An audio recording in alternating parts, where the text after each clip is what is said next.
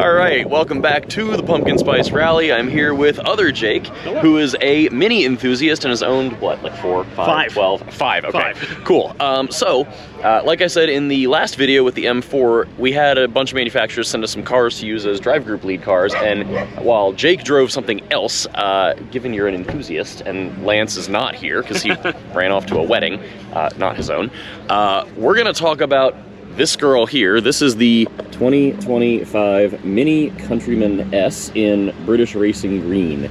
So let's go do it. Okay, so while we're leaving the campground, this being a 2025, you've not been in one of these yet. No, this is poking around last night. No, that's really it. This is the most seat time I've had in it thus far.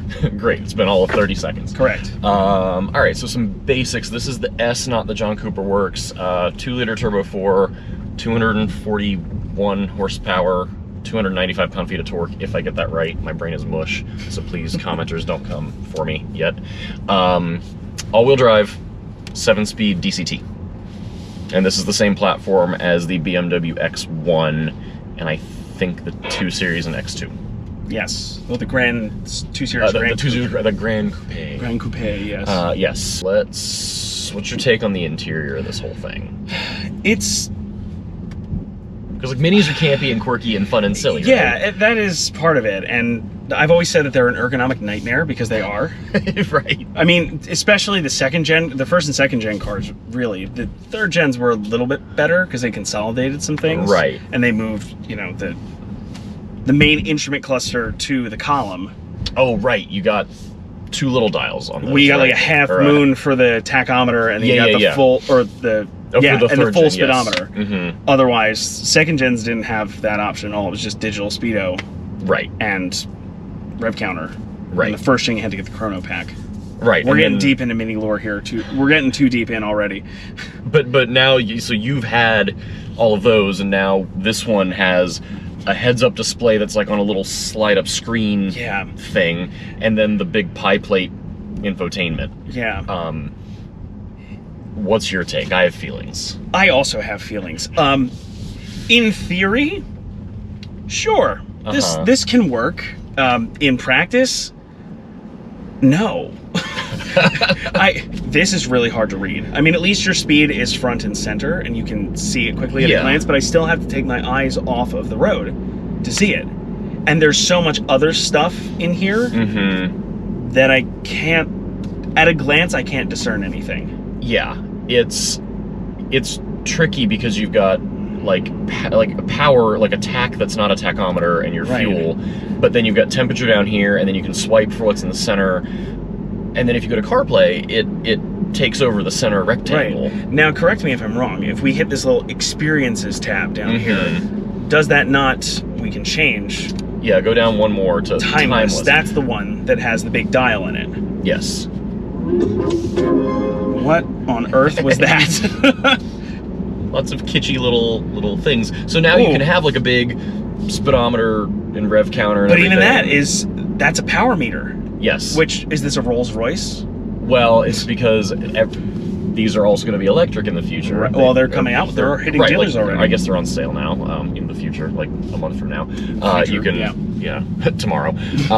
So I think they wanted to design one gauge that was more just like total power output or something. But it's software. Right. It's weird. Why wouldn't you do this just give it a rev counter? Yeah. But yeah, this is just a lot, and there's no, like, down here you've got your little shifter, which is fine. Right. You don't get paddle shifters unless you get the JCW. Right. That's how you get those. Everybody in all the mini groups that I'm in, and everybody who has one, it's like, okay, I could get on board with it, but I really want paddle shifters if they're not going to offer a manual, which they don't in anything now. Right. And to just have drive an L, and then the experiences, if you put it in go-kart mode, that sharpens it all up, and that's the sport mode. Right. It turns down the stability control, and you can feel it there. Did that just say woohoo? Yes, it goes woohoo. Oh my god. Okay, so now we've got a tach and everything, but why was that not in any of the other ones? I don't know, but it's still... This is better. It's better, but this is still a lot to... At a glance, I can't tell anything. I heard it It's holding gears and downshifting. It is. So it does better. Yeah. In sport mode. This feels more like a Mini now. And again, I'm not driving it, obviously, but yeah, that feels... So I think it moves pretty good. It's definitely quick. And like acceleration-wise, there's a little turbo lag initially, but it picks up pretty well. A lot of understeer there. Well, that rotated okay though. Did it? Okay. Yeah. It felt understeering from my side. Just a tiny bit. From my side, the chassis wanted to rotate nicely, I think. Chassis-wise, this feels good to me. And I say that despite this having grown like a lot over the last Countryman. What did you say earlier? It's 20% too big everywhere? To me, it's 20% too big. Yeah, well, I was thinking about that as we got in here. It's 5 inches longer and an inch wider and 4 inches taller. Well, I switched the 4 and 5, whatever. My last Mini was a 2018 F60 Countryman JCW with a 6-speed. Right. The one that I just had. And this, I feel like we're worlds apart here. Yes. Usually when there's a passenger in the car, you're like, every time you shift to 5th gear, you're bumping up to your passenger's knee. Right. The width you definitely feel here. Yeah. I'll turn us around and we can go the other way and hit the same curves uphill.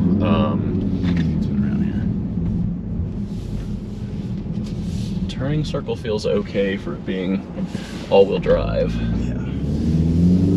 And the thing is, despite them making it bigger, the back seat is not really that huge. No. Do these... I can't tell from here.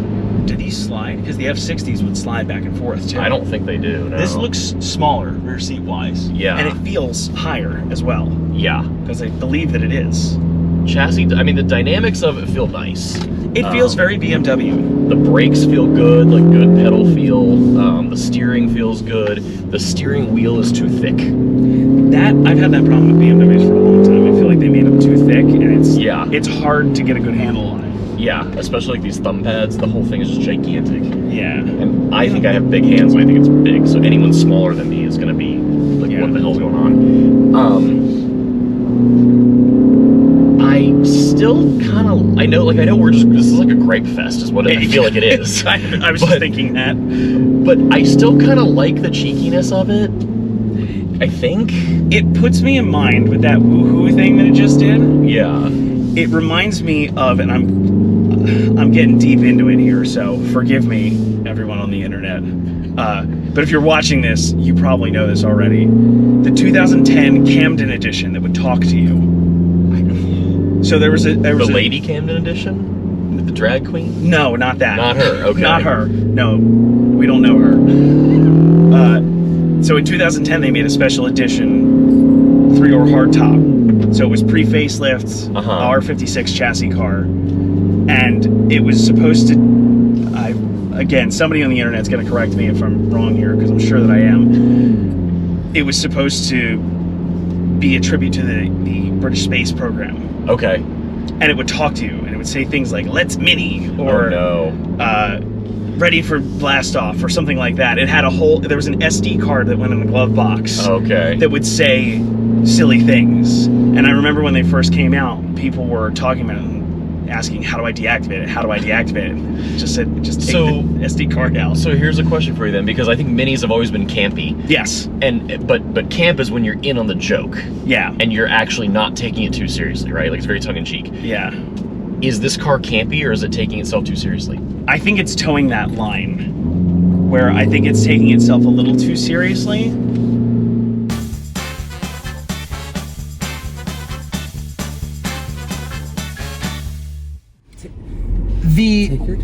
The words that were spoken earlier was that they are trying too hard with the vibe of being like fun and like, you know, or they're trying too hard, basically, right? That was the idea. Yeah, like they went beyond camp and now it's too serious. Well, if we think about Mini's their smart premium vibe that they were doing like 5 or 6 years ago, when they were trying to be mature and they were trying to be like, oh, we're not Mini anymore, like this is the new Mini, and it flopped. Remember the Clubman? They don't make the Clubman anymore. I liked the Clubman. Yes, but it was trying too hard to be mature and it was trying too hard to be luxury. This, you have you have a light up dashboard, and you have the you have the spike, the AI assistant. That is all. It's kitschy, but fun. It works. I just the toggle switches and everything like that. I don't know. I feel like that this feels very much like Mini from 2002, 2003. I mean, like the strap on the steering wheel. I like the strap. Yeah, I like the strap. no, I mean, this feels like it's not taking itself seriously. This feels like they're really leaning into the weirdness and the kitsch that brought them back to the States so fluidly in the early 2000s. And I will die on this hill. I love the Countryman. I love the Countryman. The Countryman is not a perfect vehicle. The Countryman is not a perfect vehicle. I have a lot of issues. I don't have a lot of issues with it. I have issues with it, but I feel like it gets a bad rap because, oh, it's a Maxi. It's not a Mini. It's the biggest Mini. It's like, I won't buy it because I'm done. Yeah. I'm gonna give you every Mini loan from now on and let you review all of them. I don't know. Hoffner will never be as big of a Mini advocate as he thinks he is. I'm the Out Motorsports Mini advocate. A few moments later. What makes it too big? It's too fucking big. What more do I need to... Okay, hold on. Here, I have another criticism. Why can't, I know this sounds outrageous, but why can't a Mini be big? It's the name. It's the whole point of the car. Sure. It's the whole point of the car. Sure. It's supposed to be compact. Literally Mini. Okay. You stay out of this. I won't say it. No, get into this. I don't trust her. Okay, so I'm gonna ask every single one of you. 6-on-1 here. I'm gonna ask every single one of you. It's still pretty mini. I'm gonna ask every single one of you. Go back to whatever it was, 1959, 1960, Alec Isagonis, when he designed it. What was the goal? Are you name dropping? What was the goal of the car? What was the goal? To fit 4 people in a small compact vehicle. To maximize. Yes, that's why he turned the motor. To have the smallest overall footprint. Okay, so wait. To have the smallest overall footprint while maximizing interior volume. Transverse mounted engine, moving all 4 wheels to the farthest 4 corners of the car. But it wasn't about making the smallest car. That was not the goal. Okay. It was to max. No, but that's a product. Hold on. Okay, but then riddle me this one. No, it doesn't, because the back seat space. No, it doesn't. The back seat space in that is smaller than the F60. No-wheel drive. That car is too tall. It's taller than it needs to be. It's longer than it needs to be. The truck is at my chest. Okay. But wait. This is a much better point. This is my point. This is a much because better point. I had an F60 Countryman recently, and I drove it. The fact that has less legroom than the F60 is actually news to me. However, because that's something we talked about in the video. But compare it to the rest of the vehicles in its class. That's also what we discussed earlier. Is it smaller than the rest of the vehicles in its class? Okay, hold on though. This is bringing it back around to where we got to. Compared to the other vehicles in the class, yes, it is a better, again, product, but it's still bigger than the F60 and has less room inside. It does not feel as roomy. And that to me doesn't matter, because the goal of the Mini in the first place was to be the most efficient in its class. But it's not doing that. No, it isn't. It's not. Compared to the competitors. It's not. Compared to the competitors, it is the most efficient in its class. What do you define efficient? Tell me what you mean by efficient. What's the fuel economy? Does it not have the same or more rear legroom and or cargo room than its competitors? I don't know. I didn't get a fucking tape measure out of this. Did you? Every single one, Margaret. Every single one. Everyone? Okay, see, here we go. Yeah, okay. But who are you comparing it to? Yeah, I want to know exactly. Q3. Cite your sources, girl. Q3. Cite your sources. Q3. We can pull up auto-brochures.com right now. X1. Go ahead. We need interior dimensions then. X1, Audi Q3. Yeah. It needs to be X1. The X1 does not count because it is a Mini Countryman. Doesn't matter. It's still a competitor. It's still a competitor. According to Mini, it's a competitor. X1, Q3, GLA, UX. Is that the little, or is it NX or UX? Whatever the little one. UX. you're right. Randomly, the Jeep Renegade. We don't talk about her. She's going away. Oh yeah, she is going away. She's going away. It doesn't count. My understanding, my sources could be a little bit outdated. However, my understanding understanding I love is the hands up. Like, among those competitors, it has the smallest outside footprint. That's no way is that smaller than a Renegade. There's no possible way, and it's not smaller than a UX. Let's look. It's not small. I'm telling you, it's not small. Well, no, the one I'm actually, the one I'm actually the newer. But this is basic. This is on the same chassis as the F60. The one is a heavily facelifted F60. But it's The one I'm most had an curious F60. about is the UX actually. It's an F60 and R60. I had an F60. Hey, I never had an R60. He sounds like my father. He sounds like my father. no, because the one I'm most interested in is the UX because I feel like Toyota is very good at giving. It's Toyota giving interior volume. no, the Corolla had awful about that. And also, the Countryman is the boxiest. Yeah, a lot of ways. I'm gonna start pulling this. Go ahead, start it up. Fair enough. Cite your sources, girl. Many unbearable hours later.